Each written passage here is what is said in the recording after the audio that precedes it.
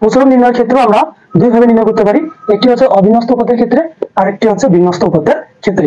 অবিন্যস্ত উপাত্তের ক্ষেত্রে উপাত্তগুলো দেওয়া থাকবে, ওইখান থেকে দেখতে হবে কোন মানটি অর্থাৎ কোন সংখ্যাটি একাধিকবার আছে বা সর্বোচ্চ বার আছে।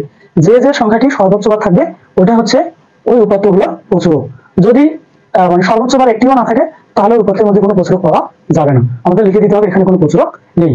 আর বিন্যস্ত উপাত্তের ক্ষেত্রে আমাদের প্রচুরক নির্ণয়ের সূত্র হচ্ছে l plus f1 divided f1 plus f2 into s।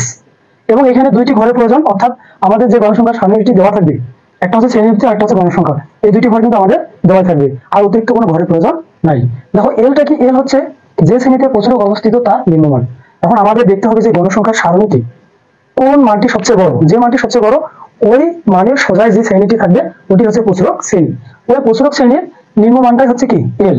আর এফ হচ্ছে কি ওই প্রচুরক শ্রেণীর গণসংখ্যা এবং তার উপরে যে গণসংখ্যা থাকবে তার বিয়োগফল।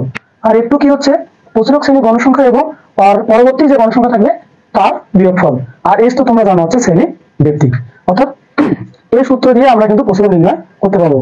তাহলে আমি পরিসংখ্যানের যতগুলো অঙ্ক আছে এবং যতগুলা সৃজনশীল ধরি, এমসিকিউ ধরি এবং শর্ট প্রশ্ন ধরি, সবগুলো কিন্তু এই যে সূত্রগুলো আমি আলোচনা করলাম এর মধ্য দিয়ে মানে সমাধান করা সম্ভব।